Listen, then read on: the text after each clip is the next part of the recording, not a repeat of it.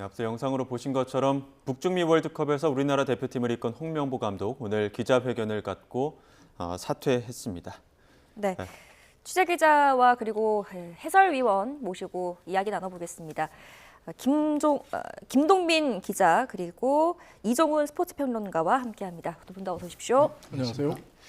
자, 먼저 앞서 보신 것처럼 홍명보 감독 결국 자진 사퇴했는데 이미 예견된 결과라고 보십니까? 사실 남아공전이 끝났을 때는 얘기를 할 수 없었고요. 그리고 우리가 이제 경우의 수 9가지 빙고판 중에 3가지를 통과해서 32강을 갔다면 저는 사퇴하지 않았다고 봅니다. 경우의 수를 운 좋게 32강을 갔다면 사퇴하지 않았을 거고, 이게 이제 모든 가능성이 어제 사라졌잖아요. 네. 어제 오전에 사라졌잖아요. 콩고의 승리로 끝이 나면서 이제 모든 게 사라졌단 말이에요.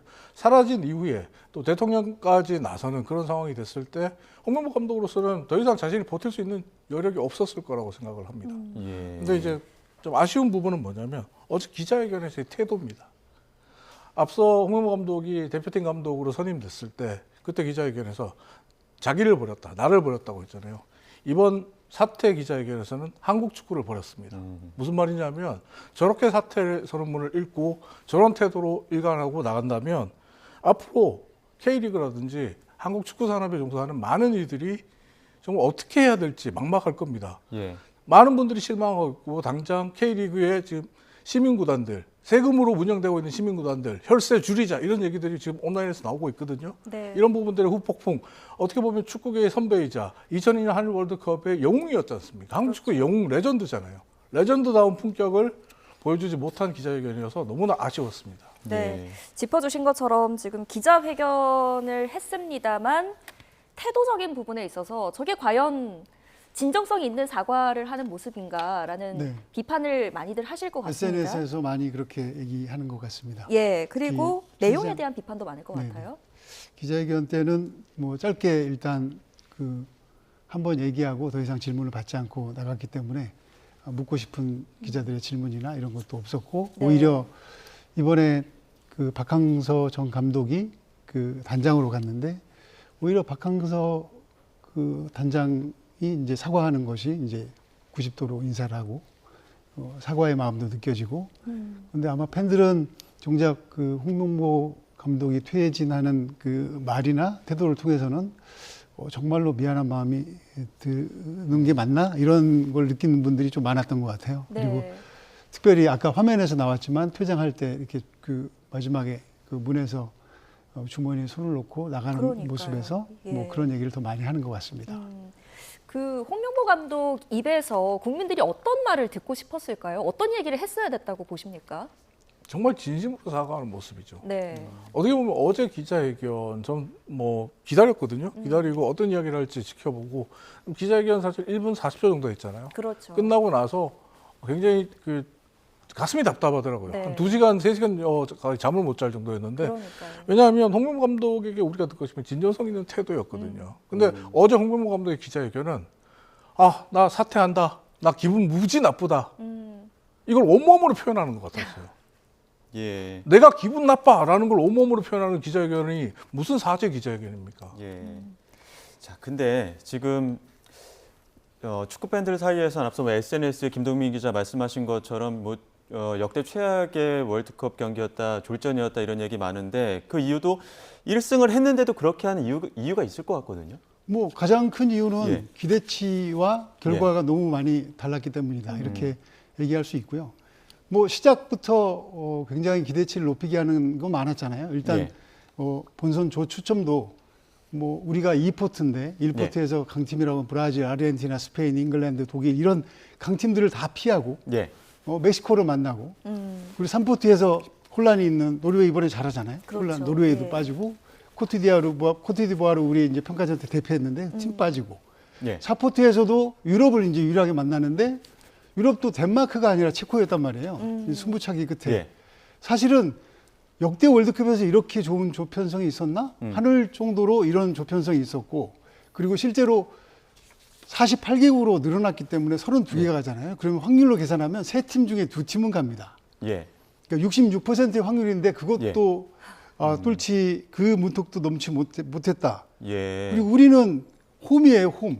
거의 그렇죠. 과달라라 클럽팀이 쓰는 훈련장과 경기장도 쓰니까 예. 그 잔디도 익숙하고 그 여러 가지 너무 좋은 조건이었음에도 불구하고 그 마지막 남아공전에서 그렇게 허무하게 패배하고 뭐 그 경기에서도 뭐 이야기할 건 엄청 많죠. 네. 그 남아공전 경기에서도 뭐 가장 큰 건 선발 명단, 뭐 선발 명단도 있겠고, 뭐 중원에서 공수 역할에서 왕성한 살림꾼을 하는 이재성 선수가 선발이 아니라는 것도 잘 이해가 안 가고, 손흥민 선수도 마찬가지고.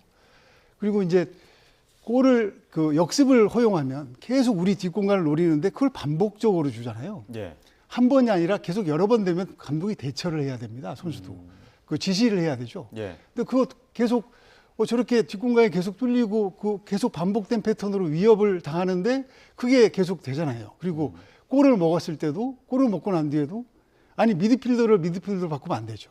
네. 그 박스 안에 다른 팀들을 경기를 보면 보통 지고 있는데 골이 필요하면 7, 8명이 박스 안으로 들어가나 박스 근처에 있습니다. 예. 다 몰려. 우리는 없어요. 공을 줄 때 혼자 있어요. 둘이 있고. 예.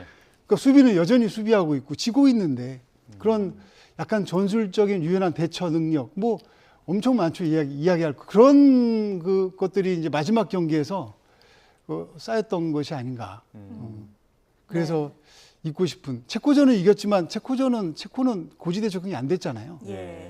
고지대 적응이 안 된 문제는 이건 그 단기간에 해결할 수 없는 문제고 후반에 실제로 못 뛰었고 그 1, 2차전에서 뛴 우리 선수들의 경기력이 3차전에서만 나왔어도 저는 이렇게 되지는 않았을 거라고 생각합니다. 네. 예. 그러니까 전술적으로 많이 부실했다라는 비판은 피할 수 없을 것 같습니다. 특히 네. 멕시코는 사실 강자니까 우리가 수비적으로 맞서는 건 이해를 하겠는데 남아공은 우리가 뭐 이런 말 하기 미안하지만 약체라고 생각하지 않았습니까? 그런데도 공격을 하지 않고 계속 수비에만 머무르는 모습을 보여줬단 말이에요. 이런 모습 어떻게 보셨어요? 홍명보 감독이 대표팀 감독으로 부임한 이후에 일관되게 보여왔던 전술의 연장선이라고 봅니다. 실제로 남아공전을 앞두고 저를 비롯한 많은 사람들이 지금 말씀하신 것처럼 남아공전은 우리가 비기기만 해도 되니까 처음부터 공격적으로 나가야 된다. 네. 라인을 최대한 끌어올리고 남아공의 문제를 실수 없이 두들기면서 남아공이 올라오지 못하게 해야 된다고 했었거든요. 그러면서 기선 제압해야 된다고 얘기했는데 반대로 홍명보 감독의 이 지금까지 월드컵 본선 3경기를 포함해서 준비해왔던 과정들까지 본다면 항상 수비 안정이에요. 수비를 안정화시키고 그러니까 홍명보 감독의 게임 플랜, 게임 디자인은 이미 남아공을 상대로 무승부를 생각하고 들어갔을 예. 게임 플랜이라고 볼 수 있는 거죠. 그런 상황이라고 볼 수 있겠고 한마디로 또 하나가 이제 문제는 남아공전에서 우리가 대참사를 겪을 수밖에 없었던 또 하나의 이유가 뭐냐면 감독의 전술이 똑같았다는 거예요. 3차전 내내. 네. 1차전 체코전부터 해서 2차전, 3차전. 그러니까 홍명보 감독은 분명히 3백에 대한 우려를 월드컵 전에 국내에서 많이 나왔을 때 그때 얘기했습니다. 3백과 4백을 번갈아 가면서 사용하겠다. 4백 한 번도 안 썼어요. 네. 심지어 앞서도 얘기했지만은 우리가 한 골을 먹었잖아요. 한 골을 내준 상황에서 3백을 쓰는 팀은 한 골을 내준 상황에서는 그 다음부터는 4백으로 전환합니다. 일본 대표팀도 마찬가지거든요. 일본 대표팀이 네덜란드 경기할 때 뭐 선제 실점을 했을 때 4백으로 곧바로 전환해요. 이거는 어떻게 보면 국룰이라고 할 수 있고요. 예. K3 감독도 아는 전술이에요. 아하. 근데 우리는 그대로 3백을 고수했어요. 3백을 고수하면서 지고 있는데 우리 수비 숫자가 상대 공격 숫자보다 많게 배치를 해요. 실점하지 많은 않겠다. 분들이 의아했었죠. 그러니까 이거는 유연성을 떠나서 어떻게 보면 무능한 얘기예요. 그러니까 가위바위보를 하는데 예를 들어 가위바위보를 하는데 우리가 1차전에서 주먹을 냈습니다. 네. 그리고 2차전 멕시코를 만나서 또 주먹을 내네. 3차전 남아공 감독이 볼 때 어떻게 했어요? 주먹부터 내겠네. 아. 주먹 내니까 보고 냈죠? 예. 근데 이제는 바꾸겠네? 한 골 먹었으니까. 근데 또 주먹 내네? 예. 보고 내면 되네? 너무 쉬운 거예요. 자, 그러니까 감독이 끝나고 나서 남아공 감독이 예. 완벽한 전술의 승리였다. 한국은 내가 생각한 그대로 움직였다. 음. 이렇게 얘기하잖아요. 어찌 보면 참 수치스러운 예. 말이었죠. 네. 그 이제 남아공전 지금 계속 말씀을 하신 것처럼 김동민 기자도 앞서 이야기한 것처럼 날씨 탓이란 선수들이 움직이지 않고 그냥 진짜 움직이지 않고 주먹만 쥐고 있지 않았습니까? 네. 그런 부분들이 이제 날씨 탓도 있겠지만 전술이 부족했고 대안으로 움직일 수 있는 어떤 감독의 지휘들이 좀 부족하지 않았느냐 이런 지적들이 나오는 거거든요. 네, 뛰지 못했던 것이 뭐 일단 너무 달랐기 때문에 예. 뛰지 못했던 것은 일단 날씨가 가장 큰 이유가 아니었을까. 그렇다면 만약에 날씨라면 코칭 스태프의 문제죠. 아마 몸 상태를 다 체크를 하고 고지대는 잘 적응했잖아요. 예. 뛰는데 전혀 문제가 없었고. 그런데 내려와서 그 고온다슬 찜통 더위에는 왜 이렇게 뛰지 못하고 무기력한 모습을 보여줬느냐. 그런 예. 만약에 팀의 선수들이 컨디션이 그렇게 집단적으로 다 떨어졌다면 그거는 이제 코칭 스태프 관리 미흡이라고 볼 수 있고 분명한 것은 날씨뿐만 아니라 어떤 다른 요인, 그러니까 팀이 하나가 돼서 뛸 수 있게 하지 못한 다른 요인도 혹시 나올 수도 있습니다. 다른 네. 요인이 있었을 수도 있고 그것이 이제 무엇인지는 모르겠지만 네. 그냥 이렇게 선수들이 클래스가 이 정도 뛸 선수들은 아니거든요. 그렇죠. 이 선수들 움직임 이야기가 나와서 말인데요. 이강인 선수가 남아공전에서 거의 혼자 이 그라운드를 누비면서 뛰는 듯한 모습을 보여주지 않았습니까? 네. 그리고 그 주변을 다른 선수들은 움직임이 굉장히 좀 둔해 보였습니다. 그래서 선수들에 대한 비판의 목소리도 지금 높은 상황인데 이 선수들의 움직임이 둔할 수밖에 없었던 게 전술이 부재해서입니까? 아니면 선수들 컨디션에 문제가 있었다고 보십니까? 저는 뭐 두 가지 다라고 봐요. 전술적으로 봤을 때 3백, 그러니까 그 3백을 고수하는 그 홍명보 감독의 스타일로 본다면 사실 홍명보 감독의 3백은 참 난해한데요. 예. 왜 난해하냐면 현대 축구의 3백이라기보다는 20년 전의 3백과 가까워요. 그러니까 움직이질 않아요. 위로 안 올라가요. 예. 그러니까 어떻게 보면 이강인 선수가 고립될 수밖에 없는 게 선수들이 전술적으로 자기 자리를 지켜야 돼요. 예. 홍명보 감독이 전술 지시할 때 이런 말을 하는 그 다큐멘터리도 나오거든요. 자기 자리를 지키고 있어야 돼요. 포켓 안에 들어가 있으라고 그러거든요. 움직이지 마. 참아. 끝까지 있네. 라고 하거든요. 움직이지 말라고 하죠. 그 다음에 컨디션도 나빴어요. 그러니까 따라가줘야 되는데 아무리 그래도 축구를 20년, 30년 한 선수들이 자기가 그라운드에서 판단해서 움직일 수 있죠. 근데 몸이 또 안 따라주는 거죠. 그러니까 이 두 가지가 다 겹쳤다라고 볼 수 있고 그러다 보니까 이강인 선수 혼자 뛰어다닌다라는 표현이 나오는 게 뭐냐면 이강인 선수가 볼을 잡으면 뒤에 7명, 8명이 있는데 예. 이강인 선수가 원톱 스트라이커인 줄 알았어요. 근데 문제는 그게 하프라인 밑에서 잡고 있는 상황이란 말이에요. 예. 그러니까 우리 진영에서 볼을 잡고 이강인 선수 볼을 잡고 앞으로 나가려고 하는데 아무도 없어요. 그러니까 3백의 핵심은 전진 패스와 역습이거든요. 빠른 역습이거든요. 전진 패스가 안 되는데 무슨 역습이 되고 무슨 공격이 됩니까? 세부 전술이 하나도 없었던 거예요. 예. 이 홍명보 감독이 고집하는 3백 전술이라고 하는 것에 있어서 윙백의 그 역할이 굉장히 중요하다고 들었습니다. 네. 근데 우리나라 축구 국가대표팀 구성으로 봤을 때 윙백을 맡고 있는 선수들의 기량은 어떻게 판단하십니까? 윙백의 역할이 중요한데 네. 3백에서 앞서 얘기했지만 윙백의 역할에서 3백을 공격적으로 운영하려면 공격 성향이 뛰어난 윙백들이 들어가야 돼요. 네. 옌스 같은 선수들이 들어가야 돼요. 서령호 선수보다 더 공격적인 선수가 옌스거든요. 예. 이태석 선수보다 더 공격적인 선수들이 들어가줘야 돼요. 근데 홍명보 감독은 수비가 우선이다. 빌드업과 수비가 우선이다라고 해서 공격적인 성향의 윙백을 쓰지 않죠. 예. 그럼 뭐냐면 이건 그냥 파이브백이에요. 자, 그게 잘 된 경우가 좀 있었죠. 언제? 홍명보 감독이 3백을 썼을 때 저런 3백을 하고 싶어 하는구나. 이걸 이제 느끼게 한 것이 코트디부아르전 이제 물론 대패했지만 하이디브레이션 20분까지는 우리가 공격을 주도했습니다. 예. 왼쪽 공격에서 왼쪽 윙어와 윙백이 올라가면서 공간을 자꾸 만들어주고 45도 들어가고 직진으로 들어가고 이렇게 공간을 만들어서 그 빈자리를 우리가 들어가서 공격을 했거든요. 예. 그러니까 골 찬스도 많이 만들었고 그런데 그렇게 저런 윙백이구나. 그러니까 3백이 전진하면 수비적이지만 윙백과 윙어가 같이 전진해서 공격 조합을 만들어주면 굉장히 좋은 기회를 만들어내서 수적으로 우위를 점하니까. 그런데 이제 하이드레이션 이제 타임 이후에 코트디부아르가 전술을 바꿔요. 야, 압박하지 말고 뒷공간이 자꾸 나오니까 뒤로 길게 줘라. 예. 그 뒤에 1대1 싸움에서 한번 뚫리니까 그냥 이제 실점하는 거예요.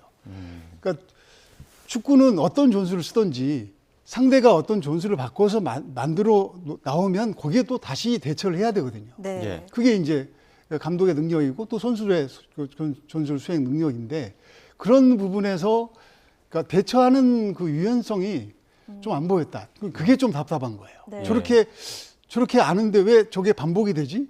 저걸 막아야지 그러면. 이제 이런 면에서 그러니까 하려고 하는 축구는 있는데 그 축구가 잘 되면 좋아요. 예. 그럼 잘 되면 좋은데 거기에 상대가 대응을 또 해오잖아요. 예. 그럼 대응하는 거 맞게 또 대응을 해야죠. 예. 그렇게.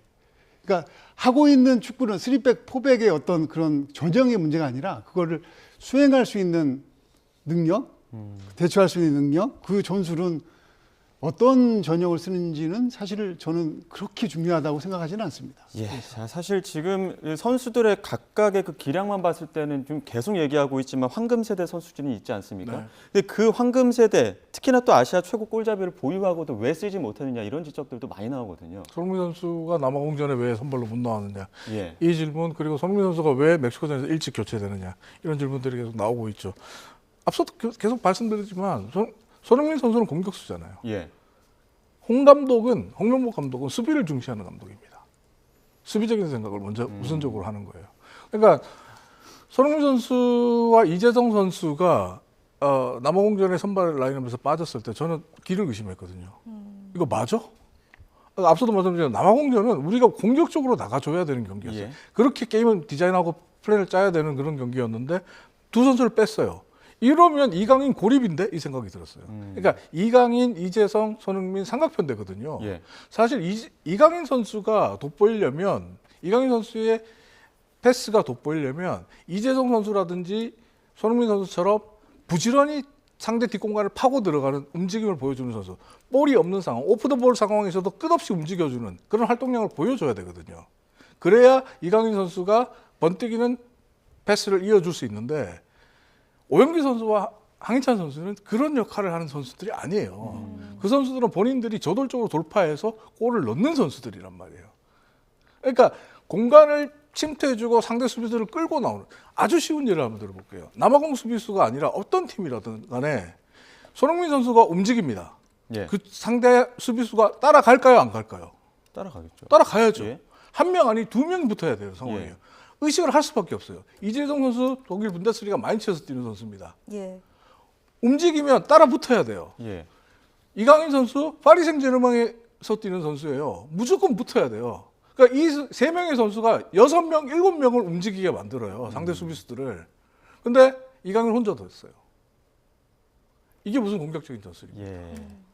참 이 좋은 재료들을 가지고 이 정도 결과밖에 내지 못했다는 점에 더 있어서 끔찍한 건요. 예, 다음 월드컵에 이강인 선수가 이제 30살이 됩니다. 그렇죠. 이 황금 세대들을 가지고 시간을 다 낭비한 거예요. 예. 네. 뭐 4년 후도 4년 후지만 지금 당장 뭐 홍명보 감독 이제 사퇴했고요. 정몽규 회장도 사퇴하겠다고 이야기를 했었습니다. 그러면 당장 있을 9월 아시안 게임이 있고요. 1월에 아시안컵이 있습니다. 어떻게 해야 됩니까? 뭐 시간상으로 볼 때는 네. 아시안컵은 60년 우승한 다음에 지금 66년째 우승이 없는 건데 좋은 성적을 기대하기는 어렵죠. 그러니까 팀이 리빌딩 할 시간도 없고 이제 감독 선임도 그렇게 짧은 시간에 금방 되는 것이 아니니까 뭐 가장 뭐 여러 가지 이제 문체부 주무부서도 이제 위원회를 만들어서 조사를 하고 근본적인 대안을 만들겠다고 하는데 축구인이 축구 행정을 하는 것은 뭐 좋은 점도 있지만 어떤 연이 많기 때문에 개혁과 혁신을 할 때는 축구 어떤 인 바깥에서 하는 것도 괜찮지 않나 하는 개인적인 생각이 있고요. 만약에 축구협회를 뭐 이렇게 시스템을 이제 접근한다면 뭐 예전부터 갖고 있는 생각인데 우리는 성인 대표팀의 감독이 오면 그 감독에 따라서 전술이 만들어집니다. 예. 근데 항상 생각한 거지만 대한민국이 축구에 갈 거는 축구협회가 철학을 제시하고 그 철학에 따라서 감독이 그 철학을 수행하는 예를 들어서 뭐 과르디올라의 사사 뭐 이렇게 그 전술을 뭐 삼각 대형을 하고 뭐 공간을 그 만들고 점유를 중시하고 뭐 이런 뭐 이번에 뭐 아틀레티코 마드리드 간다는 그 이강인 선수가 그 이야기가 있는데 그 감독도 시메오네 감독도 사사이를 쓰지만 뭐 두 줄 수비를 뭐 이렇게 완성시킨 그러니까 예를 들어서 그런 게 좋다는 게 아니라 대한민국 축구는 어떤 축구를 지향한다는 큰 그림이 있고 네. 예. 14세, 17세, 20세, 23세 각급 연령 대표팀이 있잖아요. 예. 그거 똑같은 전술을 시켜야죠. 그래서 대표팀이 오면 맨날 변명을 하지 않습니까? 아, 우리는 클럽팀에 비해서 그렇게 손발을 맞출 시간이 없어요. 적어요.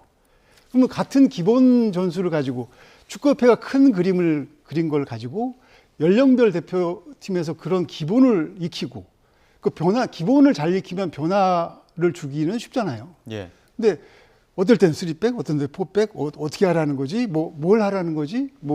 이게 그 선수들한테 확실하게 인식이 돼야 된다는 거죠. 예. 그렇게 되어야지 저는 4년을 기대할 수 있고 앞으로 대한민국 축구를 보는 그 기대감이 생기지 그런 거 없이 감독한테 불러서 또 감독한테 맡긴다. 그럼 저는 큰 차이 나지 않는 축구를 계속 할 거라고 봅니다. 예, 지금 이 사태를 더욱더 이렇게 분노하게 만든 이유 중에 하나가 이미 2년 전에 그 감독 선임 과정부터가 좀 문제가 있었기 때문에 이거 예견된 사태였다 이런 이야기 더 많지 않습니까? 네. 지금 김동민 기자님 얘기하셨던 내용들 굉장히 좋은 내용이에요. 예. 근데요, 그 말씀에 가장 적합한 인물이라고 뽑은 사람이 홍명보 감독입니다. 무슨 말이냐면 이임생 전 기술위원장 그리고 전력강화위원회가 홍명보 감독을 밀 때 제시 마치 감독 그리고 거스포의 감독을 다 제치고 해외의 감독들, 유수의 감독들을 다 제치고 홍명보 감독을 뽑은 이유 중에 하나가 MIK, 메이드 인 코리아, 대한민국 축구의 백년지 대계 그리고 대한민국 축구가 추구해야 될 방향, 이임생 전 기술위원장의 표현 그대로 하면 빠용주라고 합니다. 그게 뭐냐면 빠르고 용맹하고 주도적인 축구. 이걸 할 수 있는 한국 축구의 철학을 이어갈 수 있는 가장 적임자가 홍명보 감독에서 뽑았다라고 했어요. 예. 근데 홍명보 감독 부임한 이후에 저 빠용주 본 적 한 번도 없어요. 그런 축구 본 적이 없습니다. 가장 적임자라고 말을 하고 뽑았습니다. 축구협회는 항상 이런 식입니다. 가장 적임자입니다. 결과가 나쁘면 저희가 책임질게요. 이임생 전 기술위원장 제가 책임지겠습니다. 홍명보 감독 제가 책임지겠습니다. 근데요 1분 30초 낭독하는 거 자기 써놓은 거 읽고 끝나는 게 책임지는 겁니까? 이게 진정한 책임이에요? 대한축구협회 이대로 가면 안 됩니다. 대한축구협회 지금 정몽규 회장 사퇴 이야기했잖아요. 사퇴하기 전에 분명히 해야 될 일이 하나 있습니다. 정관부터 뜯어 고쳐야 됩니다. 대한축구협회가 이렇게 된 가장 결정적인 건 끼리끼리 해먹는 밀실 행정이 가장 크거든요. 예. 대한축구협회 수장부터 체육관 선거, 밀실 선거를 뽑습니다. 이거 바꿔야 돼요. 이거부터 바꿔야 되고 그리고 더 투명하고 더 소통하는 모습을 갖춰야 되는데 항상 소통하고 투명하게 하라 그러면 지금 했던 그런 논의들이 나옵니다. 홍명보 감독이 거기 제일 적임자라니까요. 근데 많은 사람들이 2년 전부터 입을 모았죠. 아니라고요. 절대 아니라고요. 하지만 그들의 독선, 그들의 오만, 그들의 사실 축구협회 알고 보면 축구계는 한 다리 건너면 다 아는 사이가 아니라 그냥 다 알아요. 자기들끼리 해먹는 거예요. 이 구조 타파하지 않으면 대한민국 축구의 미래 없습니다. 예. 네.